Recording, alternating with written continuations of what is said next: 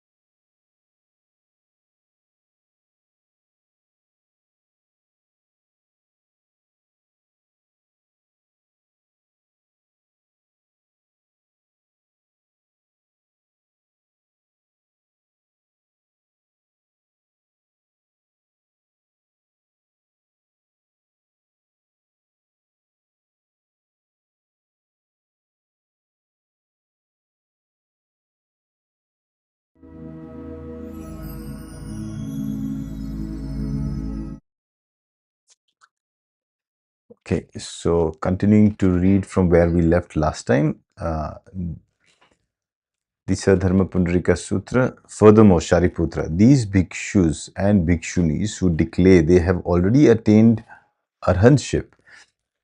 Now, arhantship is translated here as state of one who has attained liberation, but technically it means that who is not affected anymore. That this is their final kaya, that body, and they have ultimately attained nirvana, and who therefore no longer aspire to seek anuttara samyak sambodhi. You should know that all of these are arrogant persons. Why? If there is a bhikshu who has truly attained arhantship and does not have faith in this dharma, that is impossible unless it is after the Buddha has passed into nirvana and there is no Buddha present before them. Why? After the Buddha has passed into nirvana, those who receive, uphold, read, recite, and understand the meaning of sutras such as this, such persons are difficult to find. But if they encounter another Buddha, then within this dharma, they will attain decisive understanding. Shariputra, you and the others should, with one chitta, have faith in and understand and receive and uphold the words of the Buddha. The words of the Buddha, Tathagatas, are without falsehood. There is no other vehicle. There is only the Eka Buddha Yana. There is one Buddha vehicle.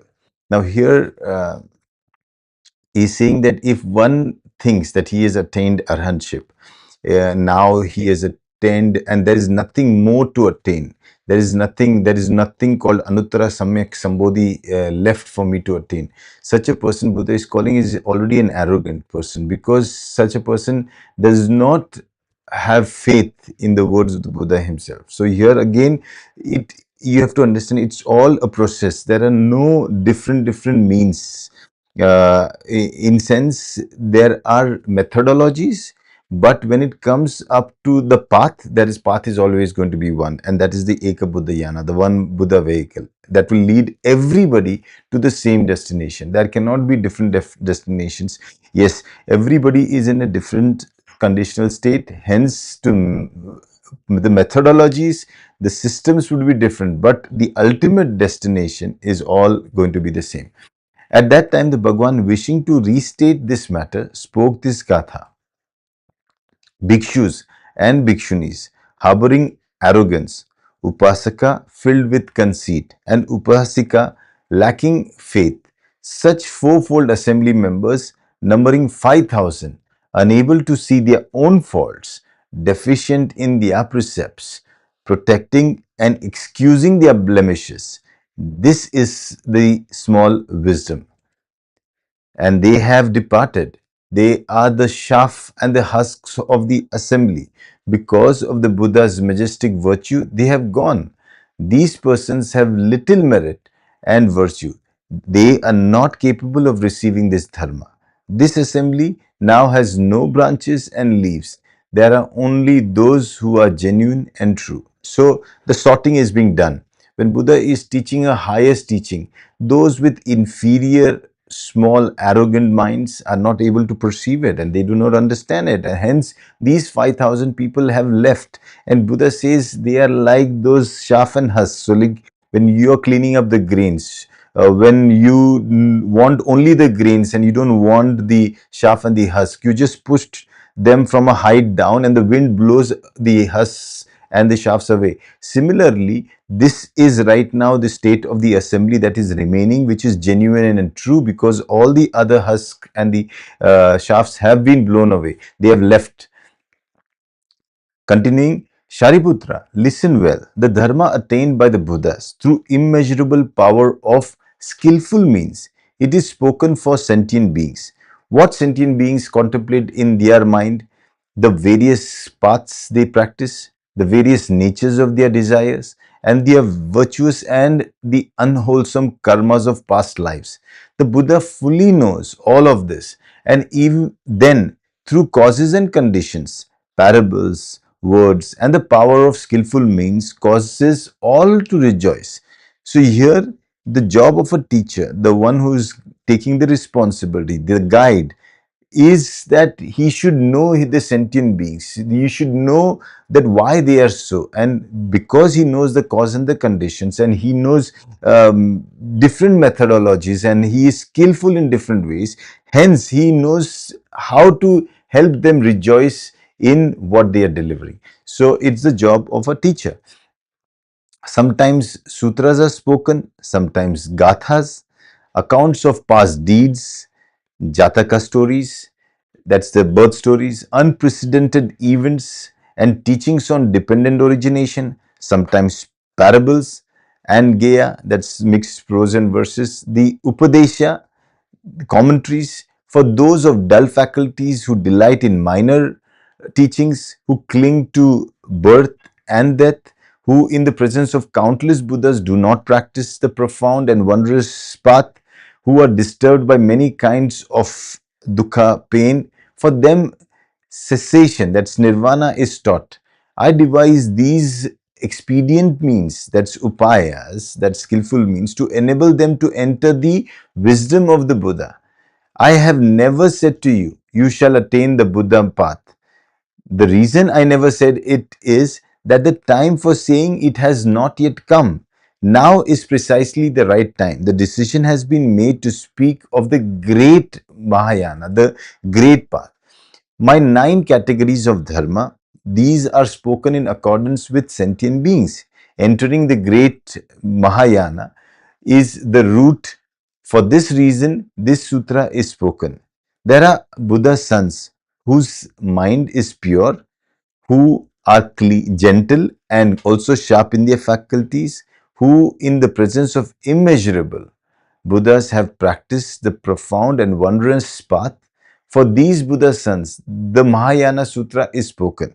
I predict that such persons will in future lives attain the Buddha path because they contemplate the Buddha with deep mind and uphold the pure precepts.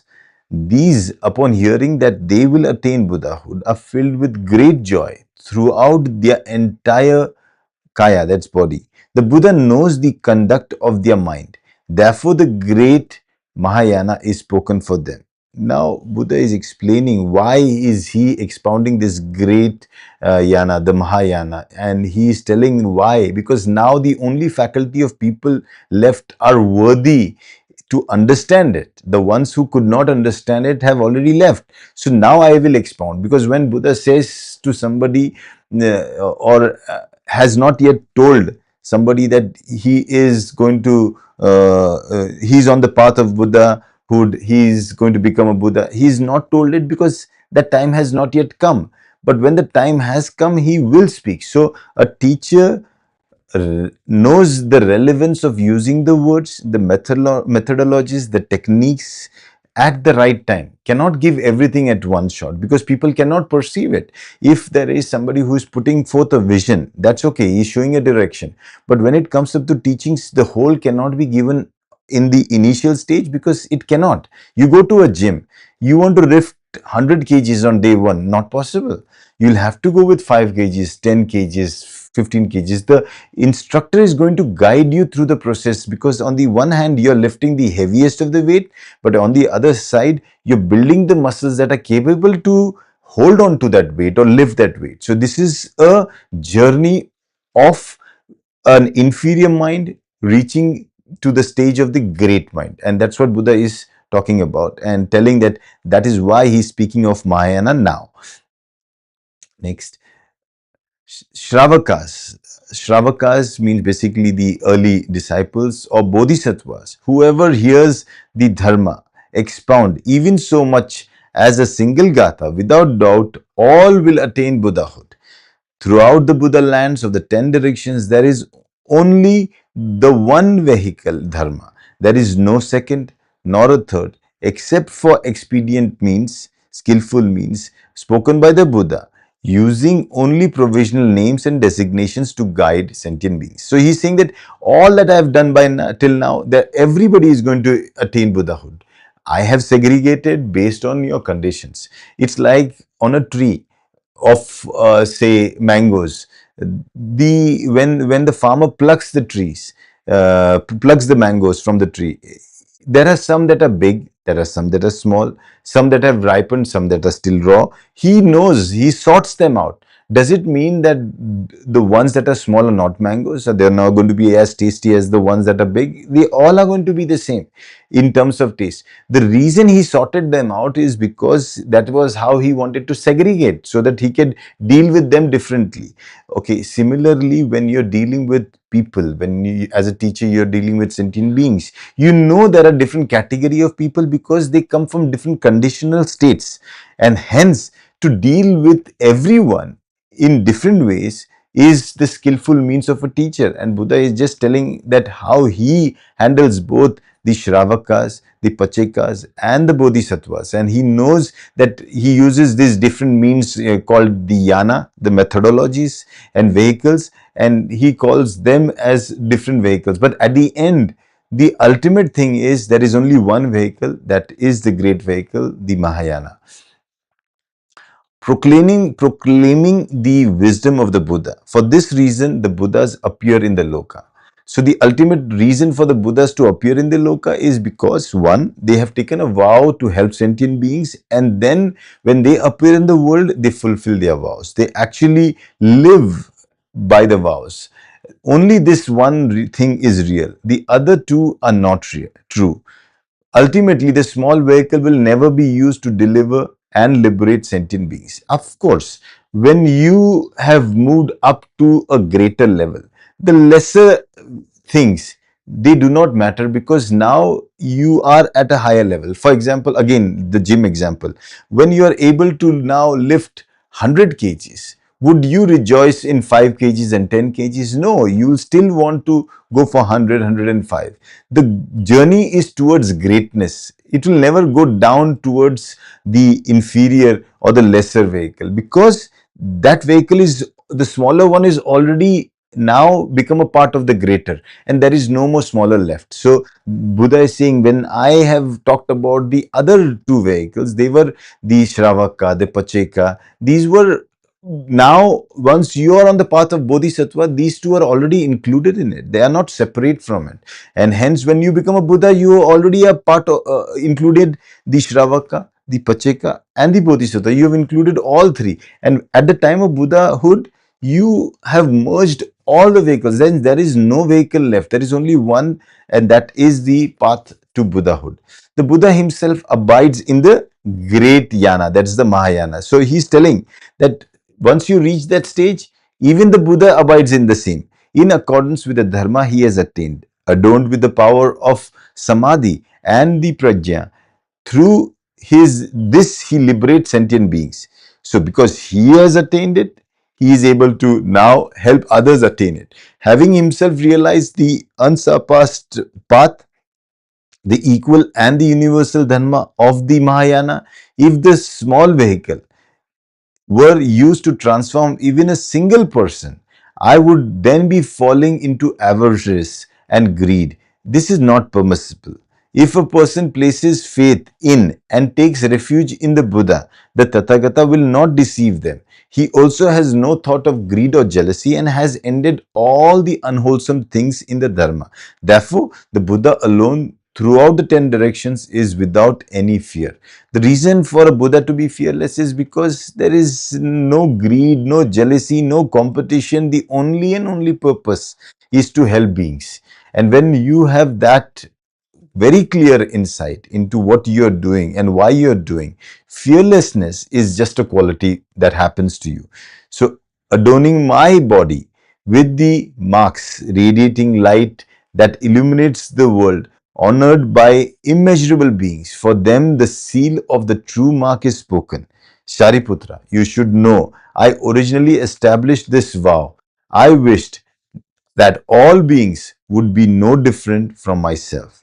As I vowed in former times, this has now been fulfilled, transforming all sentient beings so that all enter the Buddha mark.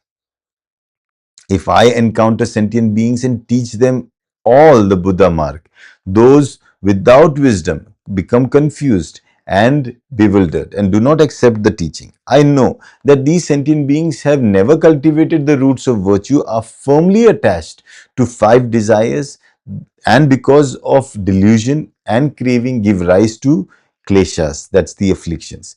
Through the cause and conditions of various desires, they fall into the three evil paths, cycling through the six destinies. They endure all manner of dukkha and poison, receiving the minute form in the womb. World after world, it continually grows. Now, here he is saying that how, on one side, he has taken a vow to make everybody like himself, but there are not beings who are capable to understand that. That's okay, because everybody is in a different conditional state and everybody is not capable of receiving it, but they carry that state. Why do they not have that faith? Why do they not transform? Why do they not change? Is because they have not cultivated enough merits. It's like I want to attend a Chinese teacher's lecture, but I never even ever understood a single word of Chinese. I don't know anything about Chinese. So when I go to listen to a Chinese teacher teaching, will I understand anything? No, it will just sound completely foreign to me. Why? Because I've never cultivated even a single root, even a single effort I had taken to understand what Chinese language is. And then if I have never done so, how will I understand this? So to understand the wisdom of the Buddha, my association with the Buddha has to be there. I should cultivate some roots. I should have some Kushal Dharma that I happen to condition myself so that when I get a chance to encounter a Buddha, a wise man, wisdom is just exchanged. I am able to receive that. And that's what this Lotus Sutra is trying to tell us, that that association is very important. So many a times this sutra is expounded by different sects. They say that only by chanting the name of the sutra you can be in association with the sutra, and that's also good enough. So they just chant the name of the sutra in a different language. For us, we can just call it Sadharma Pundarika Sutra. That means the real Lotus Sutra. So here the idea here is to associate yourself, to relate yourself, and to be with that things, because only with that relationship the exchange can happen. Persons of little virtue and scant punya, that's merit, are oppressed by all manner of dukkha, pain, entering the dense forest of mithya drishti, wrong views, because there has been never ever anything invested. How can you get the returns? You cannot. So again, looking at the teacher as example of a Chinese teacher, I never understood a single word of Chinese before. I never put an effort to understand it. I never cultivated the merits, nor I had the virtue. Now when I enter a lecture of a teacher teaching in Chinese, I will be in a dense forest, not knowing what is happening, and I will try to assume all those things falsely, using my experiences, my akushala dharma, my expertise in the English language or the Hindi language or the languages and the other languages I know, I will use that as a reference to understand this, which will absolutely take me off track and I will have wrong views. The views of existence and non-existence and so forth. Relying on all such views, fully equipped with 62 views, deeply attached to false dharmas, firmly holding on so they cannot let go, arrogant and conceited, of sycophantic and insincere mind for thousands of billions of kalpas, they do not hear the name of the Buddha, nor do they hear the Samyak Dharma. Such persons are difficult to liberate. So, it's understood that if there has been no association, there has been no way there the exchange has happened, there's no way liberation is possible, because here Buddha is here to give you the wisdom of liberation. But if you have never been associated, liberation is just a far distant dream for those people. Therefore, Shariputra, for them I devise expedient means, upayas, speaking of all the margas and that end dukkha, demonstrating nirvana to them. So for such people who are not well equipped, I am the one who has to come up with a plan. See, you want to catch a rat. The best thing is you don't just run and chase after it. It's not possible. But if I'm smart, can I put a mouse trap outside? Do you think a mouse is just going to come into the trap? No. I will be using my common sense. I know the mouse is going to be tempted with cheese, so I'm going to keep a mouse trap, a cheese there. I know the temptation is going to make the mouse blind for the mouse trap. He's going to look at the cheese more than the mouse trap itself. So as soon as he comes, the way he is going to get tempted by the cheese, he's going to be caught by the mousetrap. Now, what did I do? I used expedient means. I used something to get the mouse trapped. Now, this is exactly what Buddha is trying to say. Now, it sounds very, very cunning, but what Buddha is saying, the ultimate intention is to save beings. For that, I might use different means, and these expedient means is where he will show different marks, he will show different paths, and he will also show that this is the beginning of the dukkha, this is the end of the dukkha, and this is the cessation or the nirvana that you can actually, stay in. You can stay in a state where there is no more dukkha. And Buddha is teaching here. Although I speak of cessation, that's nirvana, this is also not true cessation. Again, he's telling, when I told you about nirvana, I told you about a particular section of that. That's also not true nirvana. That's not the complete nirvana. That's just the nirvana from the suffering of this body or the mind. The ultimate nirvana is to attain a state where you're no more affected, and that is the Anuttara Samyak Sambodhi. So when he's talking about the nirvana, he's talking about a state, a current state of affairs that you need to get yourself out from. And that's what he's saying. Although I speak of nirvana, this also is not true cessation or nirvana. All dharmas from their origin have always been of themselves of the mark of shunyata, emptiness. Because any dharma, whatever phenomena has ever been there, has never been permanent. It changes depending on causes and conditions. Hence the nature of shunyata in everything.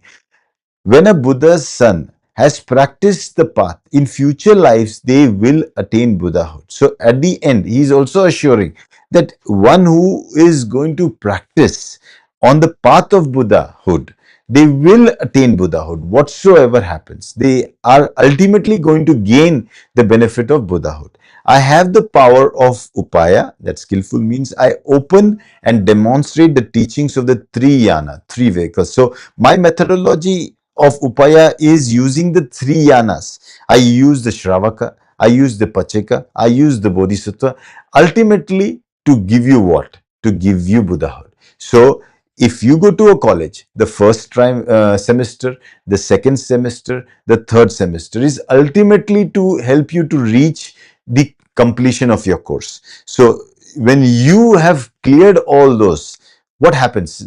Everyone who clears all those three ultimately have passed out from college and have earned the degree. And this is exactly what Buddha is talking about. So all the Bhagwans speak of one vehicle path. All of you in this great assembly should now disassociate from doubt and perplexity. The words of all Buddhas are without difference. There is only one. There is no second vehicle. Over past countless kalpas, immeasurable Buddhas who have passed into cessation, hundreds of thousands of billions of kinds, their number immeasurable. Such Bhagwans, through various causes and conditions and parables, through immeasurable power of skillful means, expound all marks of Dharma. All these Bhagwans all speak of the one vehicle Dharma, transforming immeasurable sentient beings and causing them to enter the Buddha mark. I think for today, we will stop here, because what is the essence of today's teaching is that whatsoever methodologies, systems, techniques, whatever a teacher uses, whatever the sutras are telling, they are just directing you towards you achieving Buddhahood. You do not get locked up and fixed into it. So when I study Diamond Sutra, I don't start worshipping it and holding that that is the only and only path to Buddhahood. Even the Buddha there says only by reciting 4 verses one can achieve Buddhahood. He is using skillful means. It doesn't mean that don't do anything else, just do the 4 verses. So don't take it literally. Understand what he's saying. If he was saying that only 4 verses of Diamond Sutra can lead one to Buddhahood, then why would he expound other sutras? And if he means, okay, this sutra is going to give you this, that sutra is going to give you that, everything is going to actually be like those facets of a diamond which are ultimately going to shine you. So wisdom has no specific direction. Wisdom is based on conditions and situations where you can apply your intelligence, and hence it is something that has to be cultivated and it never stops. So Buddhahood is a journey and it's not a destination, and it will never stop. Hence the vow to, even as a bodhisattva, is to help sentient beings to get out of the samsara where the so-called illusory dukkha causes all the suffering. But on the other side, it is also to become the Buddha through the process of helping other sentient beings. So this is the journey of the understanding and the reading of the real dharma that we are doing through the Lotus Sutra. So the Sadharma Pundarika Sutra, an association even with Sadharma Pundarika Sutra, even listening to the words of the Sadharma Pundarika Sutra, we are cultivating the virtue, the punya, that will help us understand what it really means over a period of time. So for now, thank you so much. See you tomorrow.